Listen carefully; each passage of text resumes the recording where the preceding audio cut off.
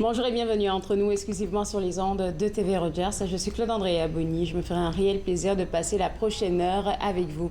Aujourd'hui à l'émission, on va discuter de beaucoup de choses. On va s'intéresser à qu'est-ce qui se passe dans les écoles du Conseil des écoles publiques de l'Est de l'Ontario. Il paraît qu'il y a un petit sondage qui a été lancé par rapport à l'équité, à l'inclusion et à la diversité. On va en parler avec Dominique Veilleuse. On va aussi discuter avec notre chère Ginette Gratton qui viendra nous parler de sa vision de la semaine de l'action bénévole. Et tout de suite, pour commencer, on parle avec la coordonnatrice du projet santé au réseau de soutien à l'immigration francophone de l'Est de l'Ontario, Chantal Blanchette, et je suis contente de parler avec toi. On s'est rencontrés par pur hasard au symposium sur l'immigration francophone et puis j'ai appris que le réseau avait ce volet santé-là et je me suis dit, waouh, il faut vraiment qu'on vous donne la parole pour savoir comment c'est né ce volet santé-là qu'il n'y avait pas auparavant. Bien, tout d'abord, merci beaucoup pour cette invitation-là. Vraiment, comme on se disait il y a quelques secondes, chaque occasion qu'on a de pouvoir parler de santé mentale et encore plus de la santé mentale chez nos immigrants francophones particulièrement. Alors, moi, c'est vraiment ma niche. Il faut sauter sur chacune des occasions parce que c'est un sujet tellement, tellement important. Encore un peu tabou aussi, hein? Alors, il y a beaucoup de travail encore à faire sur la stigmatisation, les préjugés qui entourent la santé mentale. Alors, nous, au réseau, dans le fond, ça fait déjà quand même plusieurs années que notre coordonnatrice, Brigitte Duguay-Langlais, qui est une femme extraordinaire, avait vraiment comme vision un jour de pouvoir intégrer les services en soins de santé. Et là, on parle vraiment de santé physique, psychosociale et mentale. Alors, toutes les formes de santé. Exactement. Vraiment, ce qu'on peut appeler peut-être la santé holistique, où on touche vraiment chacun des aspects de la vie de l'être humain. On voyait, nous, sur le terrain, les besoins qu'il y avait. On voyait qu'il y avait des manques de ressources, qu'il y avait un manque d'informations, préjugés, comme on vient de se le mentionner. Alors, elle avait vraiment cette vision-là, un jour, d'intégrer dans son équipe une coordination à la santé. Et puis, c'est un peu le silver lining de la pandémie. Hein? La pandémie a fait ressortir à quel point on avait des besoins en santé mentale et en santé holistique.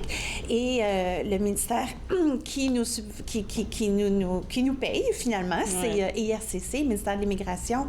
Eux ont vraiment réalisé, OK, oui, c'est important, on est rendu là. Il faut maintenant aider de façon beaucoup plus concrète les immigrants francophones qui arrivent au pays au niveau de leur santé.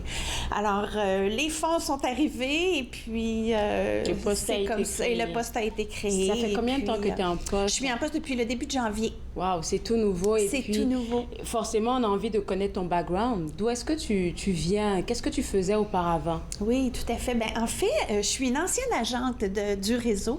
J'ai été l'agente de la région de Kingston pendant 6 ans. Wow, OK. Et en même temps, j'ai eu l'opportunité, en fait, en 2015, j'habitais, moi, dans la région de Simcoe, un peu plus au nord de l'Ontario.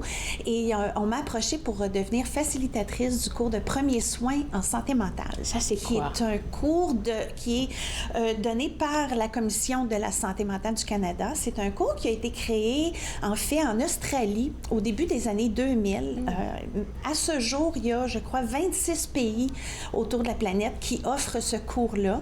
Et nous, dans les années 2007 environ, le Canada, il y avait eu un premier rapport qui avait été mis en place, qui avait vraiment démontré les besoins en santé mentale des Canadiens. C'est comme ça que... En général. Exactement. Okay. Alors, c'est comme ça que la Commission de la santé mentale a été formée et eux se sont appropriés le cours de premiers soins. Okay. Et puis, vraiment, c'est un peu le même principe que les cours de premiers soins santé physique, c'est-à-dire qu'il y a certaines petites étapes à suivre. Faut comprendre que la santé mentale et la santé physique, c'est une chose. Hein? Oui, c'est une chose. Oui. Il faut arrêter de séparer puis de vouloir compartimenter. Bon, en tout cas, et puis, c'est ça, c'est vraiment une chose. Alors, oui, il y a les cours de premiers soins pour la santé physique, mais aussi pour la santé mentale. Puis, vraiment, c'est d'ouvrir la discussion, c'est de ne pas avoir peur de poser des vraies questions.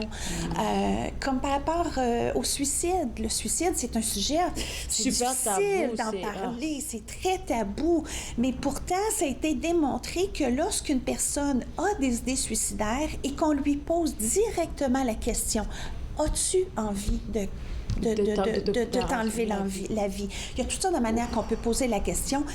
La personne elle se sent tout à coup reconnue, elle se sent tout à coup vue parce que quelqu'un a été capable de voir sa détresse. Alors, exactement. Fait que c'est un cours vraiment extraordinaire. Il peut être donné en présentiel comme en virtuel. En présentiel, c'est 12 heures. En virtuel, c'est 9 heures. Et puis, on parle beaucoup de préjugés, évidemment.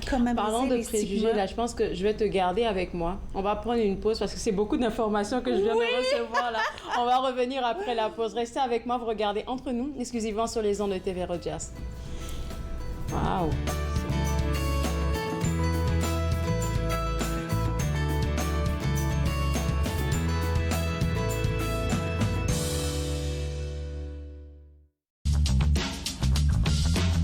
Cette émission est présentée par Télé-Élan. Vous êtes enfin aux commandes. Pour en savoir plus, visitez Rogers.com.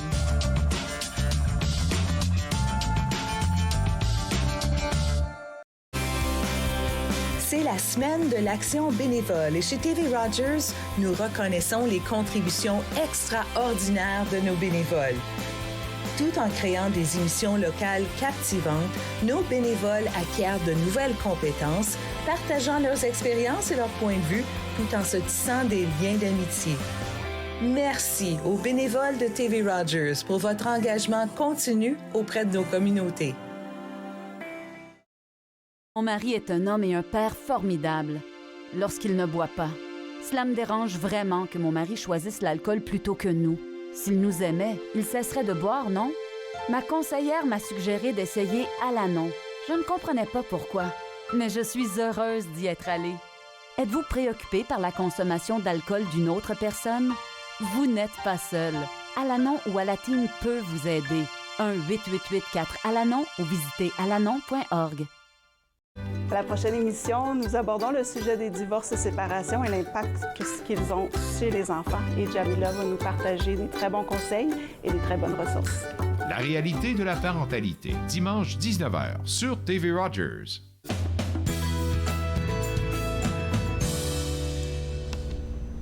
De retour Entre nous, exclusivement sur les ondes de TV Rogers, on s'intéresse toujours au nouveau projet santé du réseau de soutien à l'immigration francophone de l'Est de l'Ontario. Avec moi, Chantal Blanchette, à qui je posais la question de savoir c'était quoi son background avant d'arriver au réseau. Et tu me parlais de ce merveilleux travail là, que tu avais comme facilitatrice de formation de premiers soins en santé mentale. Et tu m'as dit tellement de choses intéressantes en parlant de comment les gens peuvent approcher des personnes qui ont des problèmes de santé mentale, ce qui n'est pas une maladie mentale, et comment vous, au réseau, vous avez envie d'apporter ce que tu sais, comme, ce que tu as même comme formation à tous les employés, tu m'as dit, du CESOC. C'est ça, exactement. Alors, chez nous, au CESOC, au réseau, c'est vraiment important, le bien-être de nos employés. On a mis sur place un comité de travail pour la santé mentale de nos employés et on va leur permettre de suivre ce cours-là pour que chacun soit certifié. Et puis, ça fait partie, dans le fond, de mon mandat. C'est vraiment de pouvoir renforcer les capacités des agents d'établissement, de tous mes collègues qui travaillent avec les immigrants francophones pour qu'ils deviennent vraiment... qu'ils développent une confiance en eux pour pouvoir poser les vraies questions, pouvoir commencer la discussion. Hein? Souvent, on n'a pas trop confiance, on a peur de dire les mauvais mots, alors que des fois, il faut oser la maladresse. Brigitte, la coordonnatrice, me dit ça, et c'est vraiment, j'adore cette expression-là.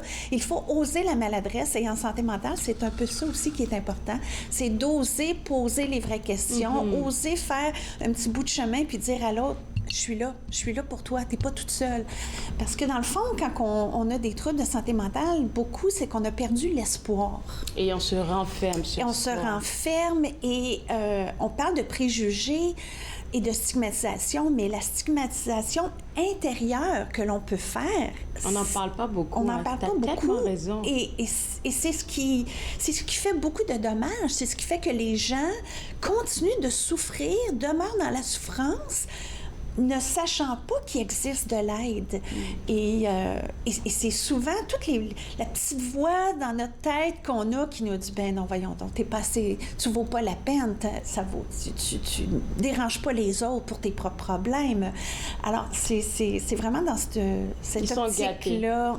Exactement. Ils sont gâtés, les gens du CESOC, de t'avoir parce que je vais le dire, là, je pense que tu es une pépite qui vient apporter une lumière dans ce beau travail qu'ils font déjà parce que, imaginons un instant que la formation que tu vas offrir à ces employés du CESOC-là est parfaite, elle est terminée, mais pour quelqu'un qui est en position, qui reçoit un immigrant francophone, il est capable de lui dire... C'est sûr que tu vas passer par des moments de doute parce qu'un immigrant francophone, il fait des hauts et des bas. Exactement. Écoute, tu as quelqu'un à qui parler. Écoute, voilà, qu'est-ce que tu dois faire quand ça va plus mal ou quand ça va mieux. En tout cas, donner des outils, en fait. C'est ça, exactement. Puis, ça fait aussi partie du moment de faire... on est en train de faire un bilan de tout ce qui existe en ce moment dans la région. Moi, je couvre toute la région de l'Est de l'Ontario. Okay. Alors, de Kingston à Cornwall, Hawkesbury, les réfugiés de Cornwall, c'est une communauté très importante auquel on veut s'assurer qu'il y a des organismes qui peuvent leur offrir des services. Alors, moi, je suis là un peu pour coordonner tout ce beau monde-là qui veulent offrir des services. Nous, on n'offre pas des services directs. C'est sûr. On est vraiment là pour, comme je disais, pour augmenter la sensibilisation à ce sujet-là, s'assurer que les gens qui, eux, travaillent directement ont les bonnes formations et sont capables de répondre aux besoins en santé mentale principalement parce que c'est vraiment là. Et si on parle un peu de préjugés, tu m'as dit avant l'entrevue que tu voulais qu'on parle un tout petit peu de mon vécu, par exemple, de qu'est-ce que j'aurais aimé voir. Et on va repartir sur le terme préjugé et aussi stigmatisation dans beaucoup de cultures africaines. Et finalement, je me rends compte que c'est pas juste dans la communauté africaine. Même si tu pars en Asie, là, on va dire là-bas que c'est tabou aussi de parler de santé mentale. En Europe, peu importe où est-ce qu'on part. Donc finalement, pour ma communauté, qui est la communauté immigrante, j'aimerais savoir, ce serait quoi les meilleurs outils, pêle-mêle comme ça, là, sans donner... Il faut aller travailler au CESOC pour profiter des conseils de Chantal, mais pêle-mêle comme ça, ce serait quoi les meilleurs outils pour quelqu'un qui reçoit un immigrant pour l'aider à comme baisser la garde un tout petit peu? Bien, c'est tout simple que d'avoir la discussion. Claude-Andrea, c'est tout si simple que ça. Oser la maladresse, comme tu l'as dit. Exactement, oser la maladresse. Oser dire à son client, écoutez, vous avez un bagage, c'est certain. Sachez que nous, au Canada, on veut entendre ce que vous avez à dire. On veut s'assurer que vous êtes bien à l'intérieur de vous, que dans votre intégration, il n'y a pas juste le travail, trouver un logement, trouver l'école des enfants. Non, il y a le bien-être, il y a l'alignement entre ce qui se passe dans notre tête et notre cœur et nos émotions dans notre goutte. C'est cet alignement-là qu'on recherche et certainement que les immigrants francophones, qui d'ailleurs sont une communauté tellement résiliente déjà à la base. Un peu trop d'ailleurs. Ça, c'est mon opinion, en tout cas. Certainement, parce que avec cette grande résilience-là, on n'ose pas aller chercher l'aide nécessaire. Mais elle existe, l'aide. Moi, j'en reviens pas. Là, je suis en train, justement, comme je vous dis, de faire un inventaire de tout ce qui existe. Il y en a plein de ressources, il y en a plein. Et les gens sont là, puis attendent les clients. On veut des immigrants, on veut des immigrants. Alors, il y a toute une sensibilisation très certainement à faire auprès des immigrants. Puis, il y a, par exemple, tout le pouvoir de la religion, de sa foi. Il faut apprendre, il faut en fait enseigner, partager la bonne nouvelle que c'est possible d'avoir la foi, de pouvoir pratiquer dans son église et quand même d'aller chercher Chantal, des ressources en santé mentale. Est-ce que tu cherches une secrétaire, là? Je viens travailler avec toi, là, parce que c'est tellement important ce que tu dis. On pourrait en faire une discussion d'1 heure, toi et moi, là, parce que c'est sûr. Le volet résilience pour la communauté immigrante, ça, c'est surtout chez les femmes. Surtout chez les femmes, c'est très fort, ça se voit. Et moi aussi, je l'ai expérimenté. Et secondo, le volet religion. À vrai dire, les communautés, en tout cas, certaines communautés immigrantes sont vraiment ancrées dans la foi. Et par Dieu, on se dit qu'on peut tout accomplir. Mais on peut avoir les deux comme tu viens de le dire. Absolument. Et c'est important d'avoir les deux. Absolument, absolument. Puis, il y a tout un enseignement à faire aussi, justement, sur la santé mentale, exactement. C'est quoi la santé mentale? Bien, dans le fond, c'est notre organe, le cerveau. Hein? Notre corps humain a plein d'organes. Notre foie peut tomber malade. Bien, notre cerveau aussi peut tomber malade. Puis la santé mentale, c'est un tout. Hein? C'est ta génétique, c'est ton environnement physique, c'est l'éducation que tu as reçue, c'est peut-être ce que tu as vécu dans ton enfance. C'est vraiment un tout. Surtout quand on pense aux réfugiés. Ah, certainement, exactement. C'est des gens qui arrivent, qui ont vécu, des choses tout à fait atroces. Et puis, donc, c'est de leur apprendre que c'est pas parce que ça ne changera rien dans ta foi, ça ne changera rien dans comment tu pratiques ta religion. Si tu te casses la jambe, tu vas chercher des béquilles. Mais si ton cerveau tombe malade, ben tu vas voir un médecin du cerveau. Puis un médecin du cerveau, ben c'est quoi? C'est un travailleur social, c'est un psychothérapeute, c'est un psychiatre qui pourra peut-être donner des médicaments parce que parfois, le cerveau peut être assez malade qu'il a besoin de médicaments, tout comme la personne qui a le diabète et qui maintenant a besoin d'insuline.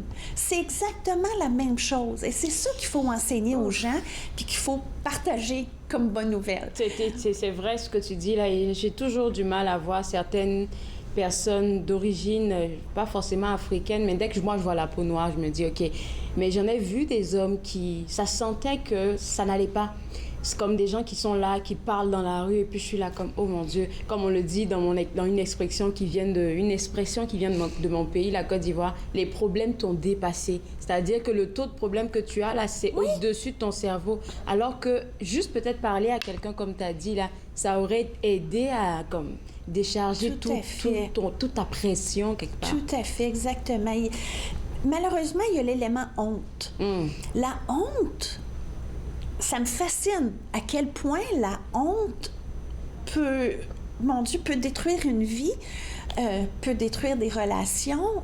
On parlait de stigmatisation intérieure, bien la honte, c'est un peu ça. Alors, hein, surtout, disons-le, les hommes noirs ont une fierté. Une fierté, exactement. Puis il y a une attente aussi et des femmes noires et du reste de la communauté, que l'homme soit très fort et très stable et très en contrôle. Tellement. Mais... Pauvre gars. Pauvre gars. Ça se peut que les problèmes l'aient dépassé parce que c'est vraiment quelque chose de s'établir dans un nouveau pays, d'avoir la responsabilité de la famille souvent qu'on amène avec nous et la responsabilité de la famille qu'on a laissée en arrière et en qui on a encore, envers qui on doit encore quelque chose. C'est ce que je suis en train d'apprendre. Moi, je suis comme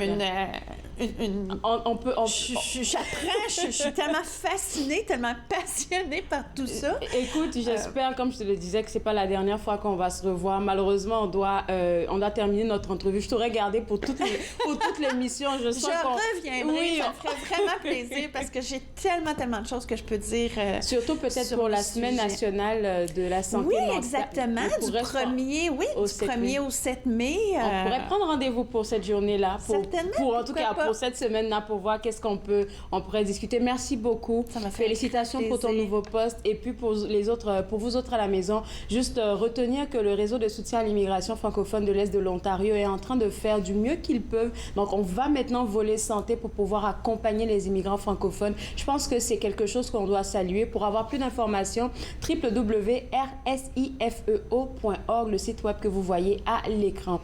On va prendre une pause et juste après la pause, on va avoir une discussion aussi intéressante que celle que je viens d'avoir avec Chantal, avec Ginette Gratton sur la Semaine nationale de l'action bénévole. Vous regardez Entre nous, exclusivement sur les ondes de TV Rogers.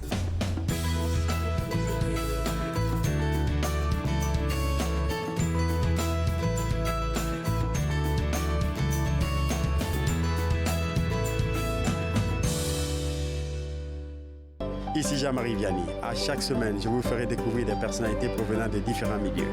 Ils vous exposeront leur point de vue sur de nombreuses facettes du multiculturalisme dans notre région. Vivre ensemble, lundi 19h sur TV Rogers.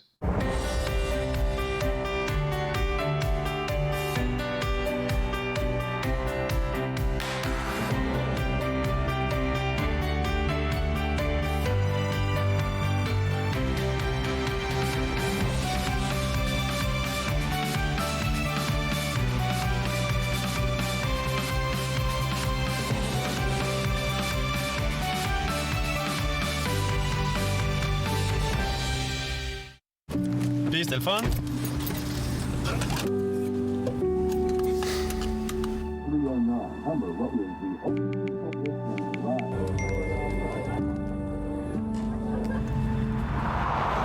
Regarde l'auto.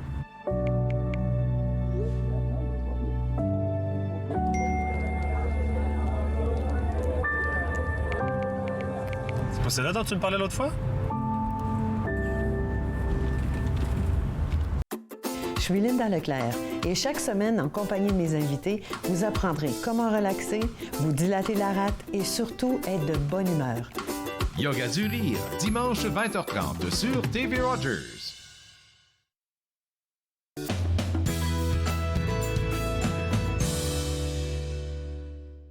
De retour entre nous exclusivement sur les ondes de TV Rogers, on parle maintenant de la Semaine nationale de l'action bénévole avec notre belle Ginette Gratton de la Maison Marie-Louise. Ginette, je ne sais pas si tu as écouté un peu notre conversation avec la madame du réseau de soutien à l'immigration francophone. On a beaucoup parlé des immigrants et quand on parle de l'action bénévole, là, j'arrête pas de taper sur ça depuis la semaine précédente. Les immigrants ont besoin de comprendre que le bénévolat, c'est important pour l'intégration. Oui, parce que le bénévolat, souvent, pour les... Oui, j'ai écouté une partie de cette entrevue, j'ai trouvé ça fascinant, parce que ça résonne, surtout quand on parlait de la difficulté, la résilience des femmes. Oui. Et est-ce que le son est correct? Là, oui, correct? On t'entend super bien. OK. Alors, la résilience des femmes, oui, les femmes habituellement démontrent plus de résilience. Et on a plus de femmes bénévoles aussi qui viennent de la communauté. Oui. Mais on a de plus en plus d'hommes aussi, parce que c'est une façon de s'intégrer. C'est pas de l'exploitation. Dans plusieurs pays qui est colonisé par la France, qui ont adopté le tissu social français, le bénévolat, c'est vu comme de l'exploitation. On n'a rien qu'à regarder ce qui se passe en France présentement avec l'âge de la retraite, où les gens refusent de travailler 2 ans de plus avant d'avoir leur retraite. On comprend l'importance d'être rémunéré et d'être reconnu. Ici, au Canada, bien sûr, on le sait, le bénévolat fait partie de l'économie. C'est un facteur très important dans notre réussite économique. Pour le pays, mais pour la personne, c'est un enrichissement incroyable. Sais-tu, en préparant une fête pour nos bénévoles, qu'on va faire la semaine prochaine, parce que cette semaine, il y avait toutes sortes de choses déjà au programme. Donc, on fait ça le 26 avril. Je me suis rendu compte qu'on avait au-delà de 60 bénévoles à la Maison Marie-Louise depuis 1 an. C'est énorme. Après la pandémie, on a dit, bon, OK, on n'a plus de bénévoles, parce que pendant la pandémie, c'est sûr que les bénévoles, ben, sont disparus comme tout le monde. Et on a fait un appel l'été passé. On a fait un appel au mois de mai. J'ai fait une session d'information et ça a donné des résultats incroyables. Et je compte là-dedans, bien sûr, les membres du conseil d'administration. Je compte des amis qui viennent pour peinturer. Je compte des personnes qui viennent pour couper l'herbe, pour couper le gazon. Je compte ceux qui viennent régulièrement. Donc, ici, à la Maison Marie-Louise, on a beaucoup de bénévoles. Et si on n'avait pas de bénévoles, on ne réussirait pas à remplir notre mission comme on le fait présentement. Parce que les bénévoles contribuent à la mission, mais ce que j'aime, c'est de voir comment ils s'épanouissent. Oui. Oui. Donc, les bénévoles qui viennent ici, c'est beaucoup, premièrement, ici, tu en as quelques bénévoles sur la photo. C'est une photo qu'on avait prise ça, juste avant la pandémie, quand on était allés à Val-de-Neige, plusieurs familles ensemble. Et donc, les bénévoles viennent ici pour plusieurs raisons. Il y en a qui viennent parce qu'ils sont à la retraite, puis c'est surtout des femmes, mais de plus en plus d'hommes, qui viennent pour donner du temps. Il y en a qui disent « Ah, dis-moi ce que tu veux, on va faire n'importe quoi, on va laver le plancher, on va vendre à la boutique, on va faire du triage, on va faire ce que tu veux. » Il y en a qui disent « Moi, j'aimerais venir pour aider au niveau administratif. » Il y en a qui disent « Moi, j'aimerais venir parce que je suis prête à faire des rénovations dans la maison. » Donc, il y en a qui viennent, comme là, Nicole Beauchamp, qui a organisé... Là, je suis dans la salle. Ce soir, on a une activité pour les gens qui font du golf. Donc, on a beaucoup de vêtements de golf. On a des sacs de golf. On a des petits chariots là, pour les sacs. On a des souliers. Donc, ce soir, c'est vraiment une activité de marketing pour la boutique, mais une activité pour servir aussi ces personnes-là, parce qu'au prix qu'on vend, c'est un service à tout le monde. C'est ça. Mais, donc, il y en a qui viennent pour toutes sortes de raisons. Il y en a beaucoup de jeunes d'école secondaire qui viennent parce qu'ils viennent faire leurs 40 heures. Ouais. Et on s'assure de bien les suivre. On a des jeunes qui viennent pour le programme coop. Donc, on a toutes sortes. Il y en a qui viennent rien parce qu'ils ont besoin de faire du bénévolat pour avoir une lettre, pour être capable d'avoir leur audience, soit pour être résident permanent ou leur permis de travail ou quoi que ce soit. Donc, ici, c'est quand on entre ici, puis tu le sais, Claude, je pense que ce qui est impressionnant pour les gens, pour moi, ça fait partie de ma vie, c'est de voir la diversité des cultures, des religions, des façons de voir le monde, des façons de se vêtir. Ouais. Rien que dans notre personnel, Claude, pense-y, dans notre personnel, on a une personne qui vient du Congo, une personne qui vient d'Haïti, une personne qui vient d'Algérie, une personne qui vient du Burkina Faso. Le multiculturalisme est représenté. C'est comme si toute la planète est représentée ici. Et puis, il y a des musulmans, il y a des chrétiens de toutes sortes de dénominations, il y a des personnes qui n'ont pas de religion. Ça n'a pas d'importance. Tout le monde est important parce que, puis ça, je le répète souvent aux bénévoles et au personnel, quand on regarde quelqu'un, on ne voit que la lumière dans l'autre. Et la lumière dans l'autre, c'est ce qui nous alimente, c'est le talent de la personne. C'est ce qu'elle est venue faire sur cette planète ici. On est tous venus avec un talent. Et tu as dit... pas un talent. C'est ça. Oui. Tu as dit quelque chose sur... tu as dit une chose sur laquelle j'ai envie de revenir, que je trouve importante, c'est de faire du bénévolat dans ce qui vous passionne. Ne faites pas du bénévolat parce que vous avez besoin de remplir une coche ou bien parce que, on m'a dit de faire du bénévolat, je vais faire le bénévolat parce que c'est proche de chez moi. Comme tu viens de le dire, là, il y en a qui vont venir juste pour peut-être aider à faire du nettoyage. C'est peut-être quelque chose que toi, tu aimes faire. Il y en a qui vont être des bénévoles pour un CA. Ça, c'est quelque chose que tu aimes faire. Il faut vraiment faire qu'est-ce qu'on aime, en fait. Ça peut être n'importe quoi et on a l'impression que le bénévolat, c'est juste une seule chose à faire, un seul format, alors que non. Non, c'est donner son temps sans être rémunéré pour rendre la vie plus belle pour nos confrères et nos consoeurs de ce monde. C'est ça du bénévolat. Tout le personnel ici fait du bénévolat en plus de leurs heures. Personne est payé pour toutes les heures que les employés font ici. Tout le monde le fait. Puis, des fois, on ne sait même pas la différence. Ah, tu as été ici à tous les jours, mais tu es payé rien que 3 heures. Oh non, c'est correct, c'est mon bénévolat. Les gens viennent parce qu'ils savent que l'argent est important, mais c'est pas tout dans le monde. C'est pas tout. Tu sais, ici, il y a un mot qu'on a banni de notre vocabulaire ici à la Maison Marie-Louise, et c'est le mot pauvre ou pauvreté, ou c'est le mot défavorisé ou démuni. 3 mots, 4 mots. Cette façon d'étiqueter les gens. Oui, bien sûr, comme je dis toujours, les gouvernements doivent regarder la pauvreté. Il faut faire des choses pour réduire la pauvreté.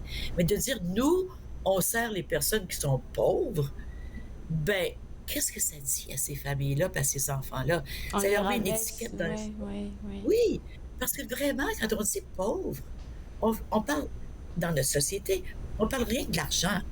On parle pas du restant. Puis on est tellement plus comme être humain que de l'argent. Qui sait combien d'argent j'ai en banque? Peut-être que j'en ai, peut-être que j'en ai pas. Ça n'a pas d'importance quand on arrive en quelque part et quand on contribue. Tu disais quelque chose d'important, Claude, c'est de faire quelque chose qui nous passionne. Oui. Ce matin, j'ai écrit 2 lettres pour 2 bénévoles qui sont avec nous depuis le mois de mai. Un couple absolument extraordinaire. Je les vois depuis les débuts, ils font n'importe quoi qu'on leur demande. Ils travaillent, ils se sont trouvés des emplois. Là, ce matin, j'apprends qu'elle est diplômée en cinématographie et lui en médias sociaux, en communication sociale. Et qu'ils sont allés à une formation pour commencer leur entreprise. Puis j'ai dit, voyons donc, Je ne savais pas. Je ne savais pas. On n'est pas allé chercher assez loin pour savoir qu'est-ce que ces personnes-là veulent faire, qu'est-ce qui les passionne, qu'est-ce qui fait que, tu sais, cette passion, quand on fait quelque chose, le temps arrête.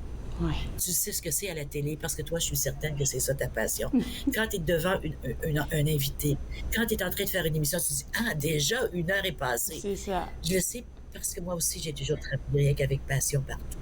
Donc, là, je leur ai dit, écoutez, moi, je m'engage tout de suite là, à être vos premiers clients si vous êtes prêts à travailler pour nous bénévolement en cinématographie. Puis ils ont dit, bien sûr, on va monter notre portfolio. Puis si j'ai des sous, ben, je vais être capable de les payer.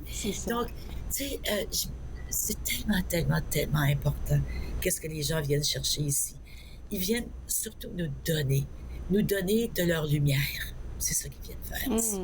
Je pense qu'on devait prendre une pause, mais si tu me permets, on va continuer en même temps pour ne pas perdre de temps. Et puis ensuite de ça, on va prendre une pause pour passer à l'autre invité. Et puis, tu dis ça, tu dis que c'est... Et tu as dit quelque chose aussi d'intéressant, c'est que quand on regarde une personne, on ne peut pas savoir automatiquement, tu ne peux pas savoir combien d'argent la personne a en banque, tu ne peux pas savoir pourquoi la personne fait du bénévolat. Tu ne peux rien savoir d'une personne. Donc, de juger une personne parce qu'elle fait du bénévolat, ça veut dire qu'elle n'a pas de travail ou bien qu'elle n'a pas de sous.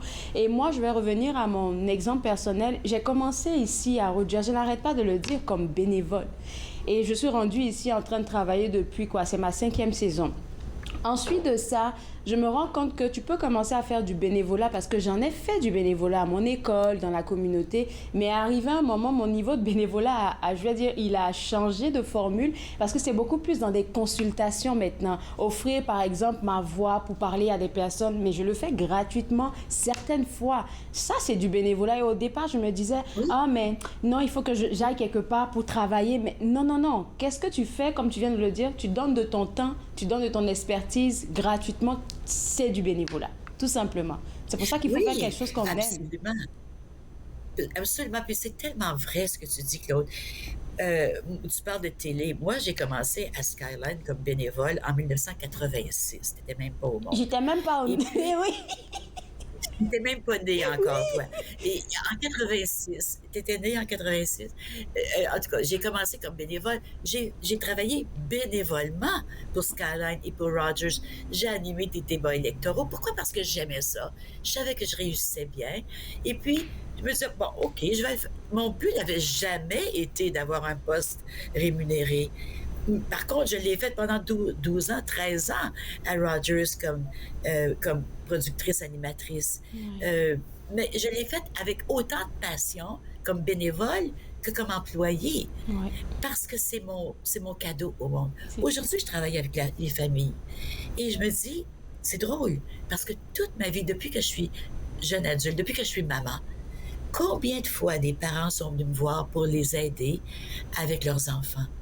Je l'ai fait, j'ai tout lu, j'ai cherché, j'ai tellement réfléchi qu'est-ce que c'est être un parent, un bon parent pour aider notre enfant à développer sa passion dans le monde, pour aider notre enfant à devenir pleinement qui il est. Et j'ai tellement aidé des familles dans ce sens-là aussi, bien aider, accompagner des familles, donner des conseils, oui, c'est ça. Ils font ce qu'ils veulent avec ce qu'on dit. Puis aujourd'hui, je me retrouve à pouvoir le faire de façon organisée. Là, on est en train de faire une série de capsules sur foyer heureux, sur la parentalité bienveillante. Donc, je me dis, c'est drôle comment la vie va. L'autre chose, c'est, moi, j'ai grandi dans un magasin. J'ai toujours, mon père avait un magasin, ma grand-mère avait un magasin. J'ai toujours aimé l'espace, cette rencontre avec les clients, de trouver, OK, qu'est-ce qu'ils veulent. Ma tante Gisèle Lalonde a eu une boutique sur le chemin de Montréal pendant plusieurs années, une boutique de vêtements de femmes. Puis je me dis, combien de fois je me suis dit dans ma tête, un jour, j'aimerais tellement ça avoir une boutique. Mais je n'avais aucune idée comment ça allait se réaliser. Mais je savais qu'un jour, et sans m'en rendre compte, je me retrouve ici à avoir créé avec l'équipe une boutique.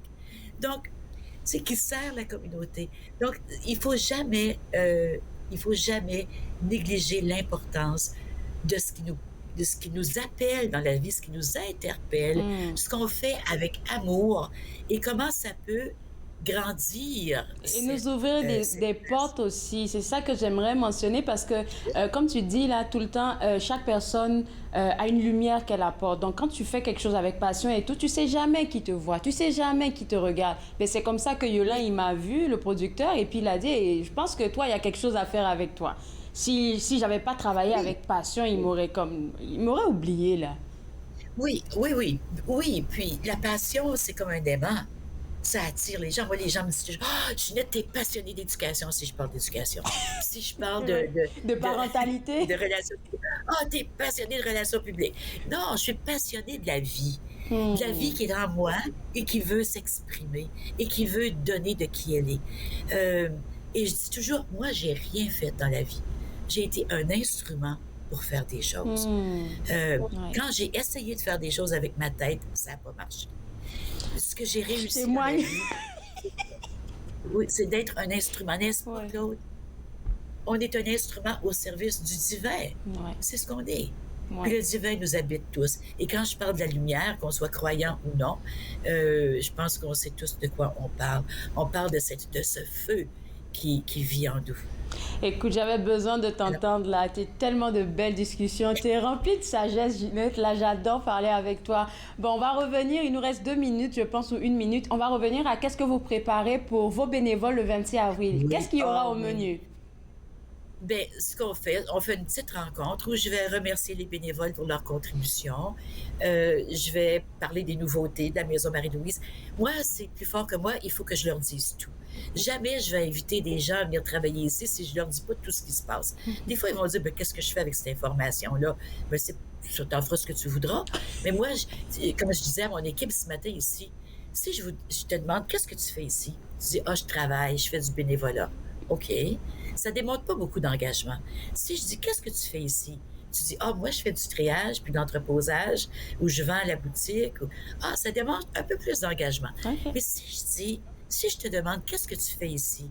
Puis tu me dis, moi, j'aide à bâtir une maison qui est ouverte à tout le monde, qui est accueillante pour tout le monde. Là, je comprends que tu fais partie de la mission et je comprends que tu as un esprit créatif. Et c'est ce que je veux de tout le monde ici. Je veux que les gens sachent qu'ils sont beaucoup plus que rien qu'une personne qui travaille ici. Ils sont une lumière qui contribue à faire de la Maison Marie-Louise un lieu accueillant où tu peux rentrer à n'importe quelle heure, quand on est ouvert, bien sûr, mais pas quand on est fermé. Ça nous est arrivé cet hiver. C'est pas très plaisant d'avoir des gens qui rentrent quand on est fermé. Mais quand on est ouvert, n'importe quel temps, vous pouvez entrer puis vous trouvez toujours quelqu'un à qui parler. Merci beaucoup, Ginette. Je t'envoie de gros câlins. Bonne semaine de l'action bénévole chez vous là-bas. Et puis, on va inviter les gens et à visiter votre site web et à se déplacer et aller à la boutique chez Marie-Lou. Bonne journée. Une très belle boutique. Merci. Au revoir. Merci. Alors, pour vous autres à la maison, pour avoir plus d'informations sur la Maison Marie-Louise, ça sera au www.maisonmarielouise.org. Et aussi, n'oubliez pas de faire un tour à leur boutique qui est la boutique chez Marie-Lou. Il y a des merveilles que vous allez y trouver à petit prix. On va prendre une pause et juste après la pause, on va s'informer sur les projets scolaires du CEPO. Vous regardez Entre nous exclusivement sur les ondes de TV Rogers.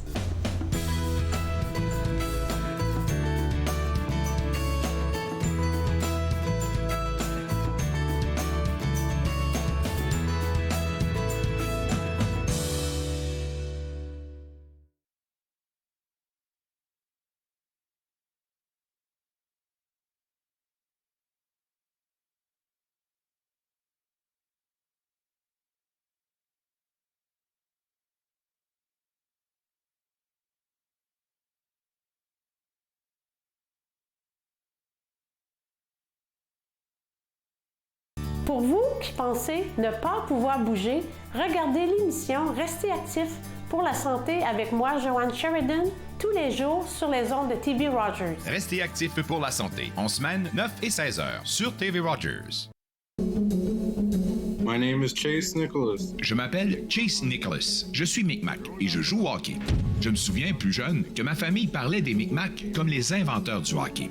En première année du secondaire, j'ai fait une recherche sur les bâtons de hockey des Micmacs, qui sont également les premiers bâtons de la LNH. J'en ai trouvé un fabriqué en 1917, l'année de la création de la LNH. J'ai été surpris d'apprendre que le bâton que je tenais avait été fabriqué par mon arrière-arrière-grand-père, Alexander Cope.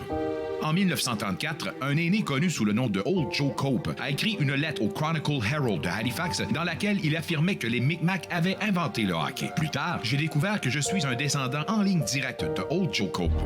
Il fut un temps où les enfants de ce peuple étaient arrachés à leur famille et n'avaient pas le droit de parler leur langue, perdant ainsi leurs mots et leur histoire. Mais à présent, on se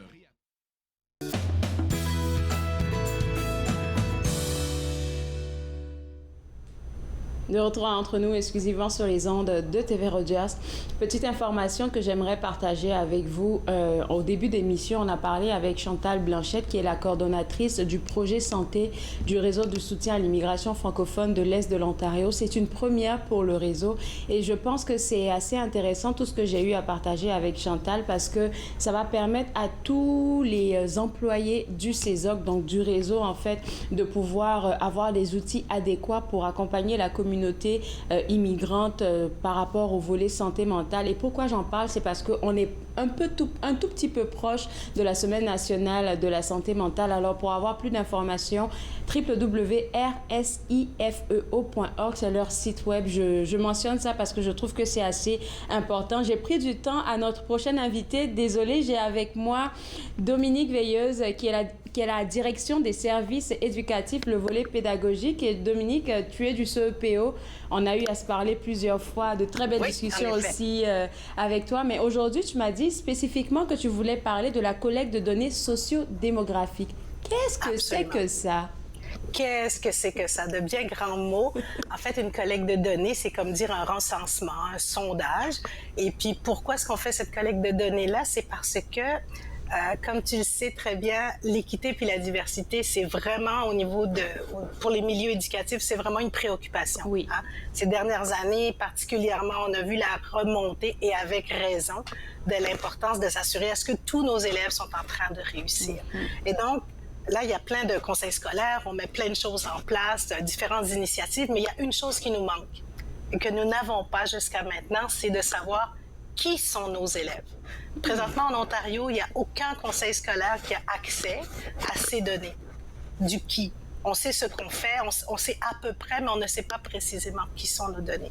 Donc, c'est à partir de là que l'ensemble des conseils scolaires de l'Ontario ont mis sur pied donc ce projet de recensement. C'est un recensement qui est volontaire, mais qui est obligatoire depuis 2023, et ça parce qu'il y a eu la loi 2017 contre le racisme. Après avoir fait bien des études, ils ont dit, c'est essentiel que tous les conseils scolaires fassent un recensement, à savoir qui sont leurs élèves, qui sont aussi leur personnel, parce que c'est à partir de ça qu'on aura vraiment des données probantes pour travailler à faire progresser l'équité raciale dans nos milieux éducatifs. Donc, c'est un bien grand projet, mais c'est dans ça qu'on s'en va. Alors, quand on dit qui sont nos élèves, qui sont nos enseignants, qu'est-ce que vous entendez par là? Voilà. Alors, on peut se demander, comme tu dis, hein, c'est quoi ce qui? Eh bien, on s'est basé sur le Code des droits de la personne, puis on est allé voir quels sont les motifs de discrimination par rapport au Code de la personne. Et en fait, les données identitaires qu'on va aller chercher, c'est justement ceux-là. Donc, si on prend les données identitaires par rapport au renseignement sociodémographique qu'on va aller chercher, on va aller chercher, par exemple, l'identité autochtone. Qui sont nos élèves qui sont de cette identité? Les religions, quelles sont les diverses religions, etc. Les origines raciales ou ethniques, l'identité de genre, les niveaux socio-économiques, tous les traits identitaires qui nous appartiennent tous. On en a tous de ces traits identitaires, mais c'est à partir de ces traits qu'on va aller par la suite essayer d'aller comprendre des tendances, parce que ces traits-là, malheureusement, ce sont les motifs de discrimination qui sont vraiment soulignés, spécifiés par le Code des droits de la personne de l'Ontario. Incroyable ce que tu es en train de dire là, parce que tout le monde me connaît, je pense maintenant, pour ma spontanéité. J'ai eu une discussion avec quelqu'un la semaine précédente qui me disait comme ça, un professeur qui a donné un cours, je pense un projet plutôt, à ses étudiants en classe. Et vu qu'il y a des immigrants dans ces étudiants-là et des Canadiens de souche, il n'arrivait pas à se comprendre sur comment les autres vivaient. C'est-à-dire que l'immigrant, il dit non, je pense qu'on devrait faire comme ça parce que moi, chez nous, on ne dépense pas assez d'argent. L'autre dit non, mais c'est normal qu'on puisse utiliser. Puis il ne comprenait pas pourquoi il y avait tellement de trucs, de différences, mais il a demandé aux immigrants d'expliquer leur vécu au pays d'origine. Puis là, maintenant, les Canadiens de souche étaient comme « Ah, OK, c'est ça que tu vivais chez toi. » Ça permet de comprendre l'autre. Exactement. Puis cette compréhension de l'autre, elle est extrêmement importante dans notre société canadienne, puisqu'on sait très bien, là on parle des personnes qui sont immigrantes, mais si je regarde par exemple au CPO l'ensemble de nos élèves, les élèves sont nés ici pour la très grande majorité d'entre eux. C'est vrai. Ils sont nés ici. Deuxième, troisième génération. Absolument. Moi, je suis la deuxième, mes enfants sont la troisième génération. Puis mes enfants, on leur demande encore, quand ils vont à l'école, d'où tu viens. D'où tu viens, oui. Puis quand ils sont tout petits, tu sais, quand tu as 5 ans, 6 ans, 7 ans, que tu te fais demander d'où tu viens, tu reviens à la maison et tu dis à maman, maman, d'où je viens? Parce que moi, je viens d'ici, tu vois. Et très, très jeune, donc on a des enfants qui se font un petit peu rappeler qu'ils ne devraient pas venir d'ici. Ça, c'est une toute autre conversation. Mais quand on parle d'identité et de qu'est-ce que vit chaque élève, c'est là qu'on réussit à mieux comprendre. Parce que mieux on comprendra qui sont nos élèves, mieux on pourra leur enseigner, mieux on pourra être en lien avec eux et mieux on pourra suivre leur évolution à travers leur expérience scolaire. Donc, est-ce qu'ils réussissent? Est-ce que les services qu'on leur donne sont bien les bons services? Est-ce qu'on y arrive? Et donc, cette conversation, à partir de données probantes, là, elle devient vraiment solide et efficace, puisqu'on a vraiment des bases sur lesquelles s'appuyer. Cette collecte de données-là semble super intéressante. Je vais te garder avec moi, Dominique. On va revenir juste après la pause. C'est gentil, merci. Vous regardez Entre nous, exclusivement sur les ondes de TV Rogers.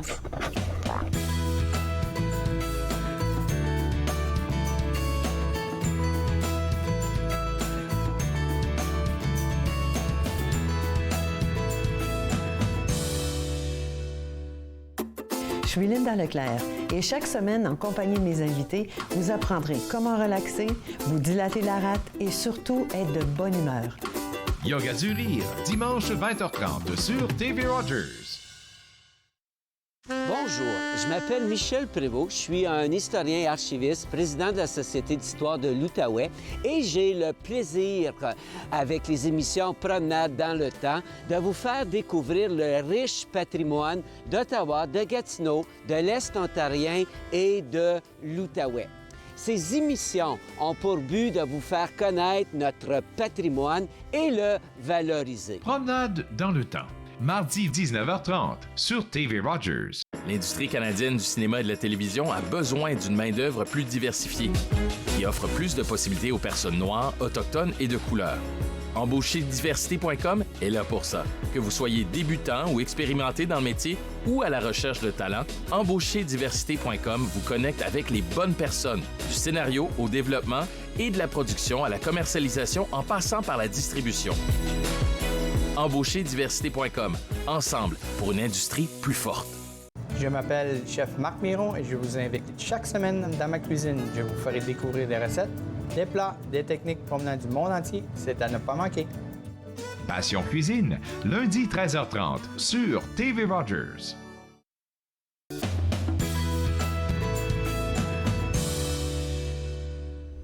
De retour Entre nous, exclusivement sur les ondes de TV Rogers, on parle toujours d'une collecte de données pour les écoles du Conseil des écoles...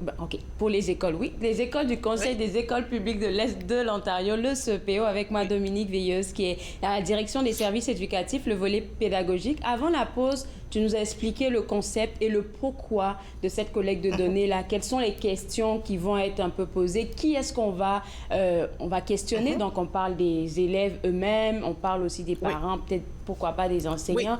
Et est-ce que tu penses que les gens, en tout cas pour les parents surtout, ou peut-être même pour les élèves, ils seront ouverts à répondre à ces questions? Est-ce qu'il y a souvent des réticences? Oui, ben écoute, dès qu'on parle de traits identitaires et dès qu'on parle d'aller inscrire sur une feuille quels sont tes traits identitaires, on est toujours un petit peu réticent. Puis je pense que ça démontre ce qu'on vit, ça démontre ce qu'on vit aujourd'hui, au sens que parfois, malheureusement, le fait d'indiquer nos traits identitaires, ben ça a eu un impact négatif sur nous. Oui. Je pense que chacun, on l'a déjà vécu pour toutes sortes de raisons. Quand on nous demandait de dire, écoute, est-ce que tu es noir, blanc, etc., on se disait, ben oui, mais qu'est-ce que tu vas faire avec ça? Quelque part, on se protège, tu sais, pourquoi tu me demandes ça? Parce que, oui, c'est vrai, tu sais, dans les conditions d'embauche, des fois, on se dit, c'est peut-être parce qu'ils vont choisir et tout et tout. Cette fois-ci, ce qu'on se dit, c'est que oui, c'est vrai qu'on est en train de demander aux gens de parler de leur trait identitaire. Et pour faire ça, ça prend une certaine, je vais presque dire proximité, une certaine confiance. Il faut que tu me fasses confiance pour que tu me donnes ces informations qui sont privées. Et c'est pour ça que cette collecte de données, elle est totalement volontaire. Hein? Elle est sécuritaire, elle est volontaire, mais libre à la personne avec son cheminement. À un moment donné, elle va en arriver à venir nous dire, voici qui je suis, en fait. Et c'est pas facile d'aller dire ça sur un format électronique, d'aller cocher des cases.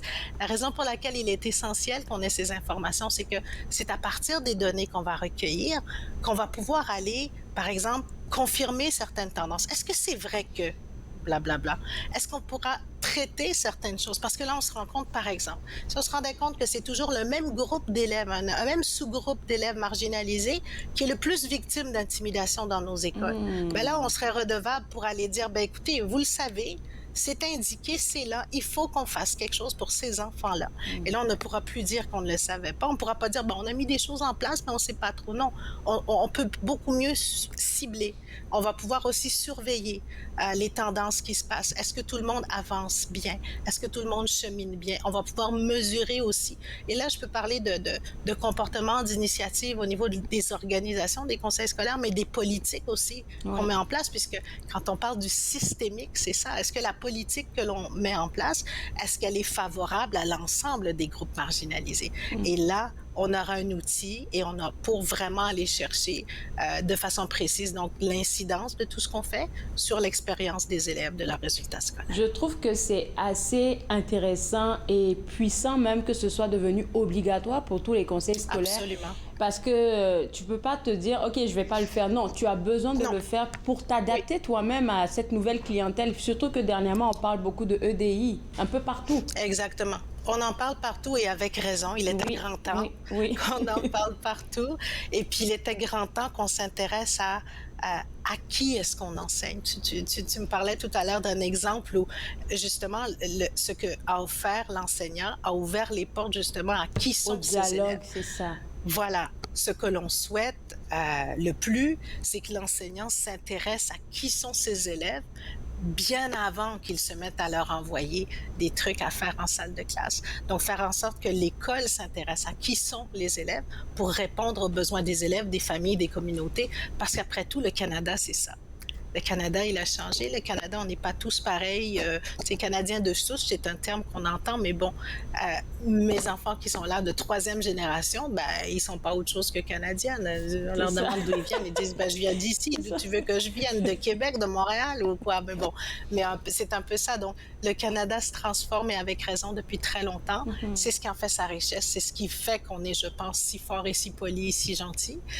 Mais avec tout ça, ce qu'on veut maintenant, c'est que au niveau du milieu scolaire, que l'enseignement, que le milieu scolaire reconnaisse cette diversité et qu'elle se transforme pour appuyer l'ensemble des élèves dans toute leur diversité. Incroyable. Et j'espère qu'au niveau scolaire, comme dans les conseils scolaires, ça va se faire, mais que ça va monter au niveau aussi des universités et collèges. J'espère que ça va, ça va arriver à ce point-là. Alors, quand vous allez récolter toutes ces données, Dominique, qu'est-ce que vous allez en faire pour le CEP? On va pas parler pour les autres conseils, mais qu'est-ce que vous comptez faire? La suite des choses. Oui, maintenant, une fois qu'on aura les données, on va pouvoir les croiser avec d'autres données que nous avons en main. Par exemple, nous avons des données du rendement de nos élèves. Qui a réussi tel cours, qui n'a pas réussi tel cours, qui a reçu son diplôme, en combien d'années tu as fait ton diplôme, etc. Ça, on a. Ce qu'on ne sait pas, c'est qui. Si on croise les deux, on va pouvoir enfin répondre à la question. Qui sont les élèves qui ne reçoivent pas leur diplôme en 4 ans? Qui sont les élèves qui échouent des cours en 9e année? Qui sont les élèves qui vont à l'université? Qui sont les élèves qui n'y vont pas à l'université, etc. Et ça nous donne des tendances. Et le jour où, tu sais, quand la tendance commence à devenir un petit peu difficile à prendre, par exemple, toujours le même groupe d'élèves se retrouve toujours dans une même situation défavorable, il va falloir qu'on s'arrête et qu'on se demande, mais qu'est-ce qui se passe? Qu'est-ce qui se fait que ces enfants-là ne réussissent pas? Parce que le but ultime, c'est de réduire les écarts entre les groupes marginalisés. C'est ça. c'est bien celle-là. C'est une belle, belle procédure. Alors, où est-ce que les gens auront accès à cette collecte, à ce formulaire pour la collecte de données? À ce formulaire, pour le CPO, pour nous, la collecte de données va se faire entre le 24 avril et le 5 mai dans toutes nos écoles secondaires. Donc, dans toutes nos écoles secondaires, 9e à 12e année, c'est nos plus grands. C'est vraiment particulier puisque l'école va choisir une date. Ça va se faire en salle de classe. L'élève va recevoir dans son compte Gmail, qui est l'adresse qu'il utilise comme élève, il va recevoir un lien d'accès. Ça va être tout à fait confidentiel et il y aura du temps réservé en classe et il va pouvoir aller répondre à ces questions. Merci beaucoup, Dominique Poussette. Il nous reste juste 20 secondes, mais si ça t'intéresse, je pourrais te garder et puis on pourrait terminer l'émission ensemble. On aurait une minute. Moi, je voudrais bien. Parfait, il n'y a pas de problème. Pour l'instant, je te garde avec moi. On va revenir après la pause. Mais pour les gens qui nous regardent à la maison, vous avez besoin de visiter le www.cepo.on.ca. On revient juste après la pause. Regardez entre nous, exclusivement sur les ondes de TV Rogers.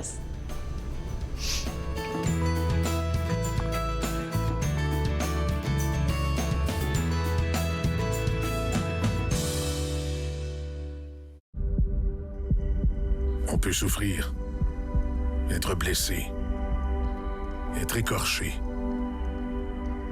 ralenti, désemparé, même paralysé.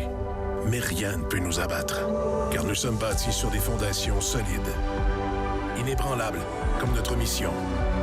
Combattons.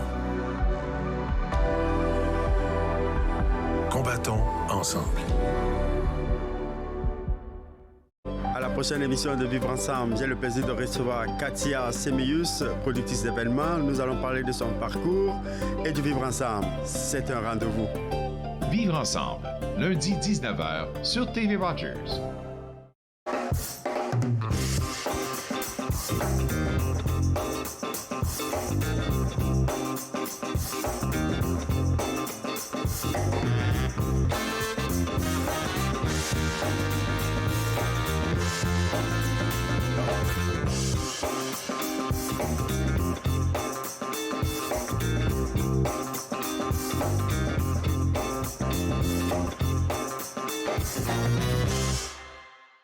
À la prochaine émission, nous avons la chance de rencontrer l'artiste émergente Kaïdé qui conquit les cœurs de l'Ontario et même du Québec, un concours à la fois.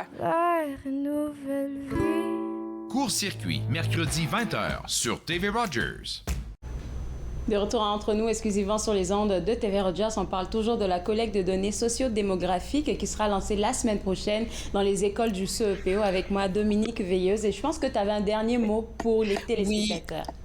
Oui, je tenais simplement à dire qu'on a dit que pour le secondaire, ce sont les élèves qui vont le faire à l'école, mais pour les élèves de la maternelle à la 8e année, ce sont les parents qui vont recevoir à leur adresse courriel tous les liens d'accès. Donc, à partir du 24 avril, surveillez vos adresses courriel, vous allez recevoir les liens d'accès et vous pourrez, à votre temps, sur votre temps, donc faire toute la réponse. Merci beaucoup à tous. Mais merci beaucoup à toi. Ça a été une très belle discussion et on comprend maintenant l'utilité de cette collecte de données. Là, ça vous permettra de mieux ajuster vos services, vos offres aussi aux parents. Et puis, juste en passant, là, ça n'a rien à voir avec notre discussion, mais j'ai été très heureuse de voir les tableaux en arrière de toi. Ils sont tellement beaux, j'arrêtais pas de les regarder. Très, très beau tableau avec les deux madames, là, je trouve ça super beau. Je te souhaite une excellente journée, Dominique, et puis ça me fait plaisir de te parler. Toujours un plaisir. Au revoir. Au revoir. Alors, pour vous autres à la maison, pour pouvoir remplir ce formulaire-là, surtout pour les parents en particulier, sur la collecte de données sociodémographiques qui sera lancée à partir de la semaine prochaine dans les écoles du CEPO, vous pouvez visiter leur site web au www.cepo.on.ca. On se voit demain à 11h. Bye-bye.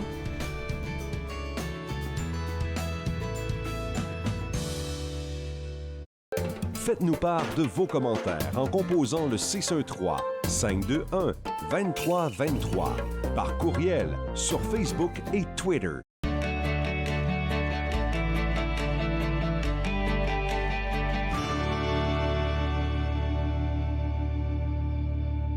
Quand tout s'est arrêté, nos divertissements se sont rétrécis à la grosseur de nos écrans. Avec la majorité des mesures sanitaires levées, la vie reprend son cours et nos artistes retournent finalement sur scène. C'est l'occasion d'encourager notre langue, notre culture et tout ça passe par les arts de la scène. Les salles de spectacle membres de Réseau Ontario disposent maintenant d'équipements spécialisés pour rendre les lieux sécuritaires pour tous. Ensemble, en personne, c'est tellement mieux. Il est question de partage et d'entraide, d'action et d'appartenance.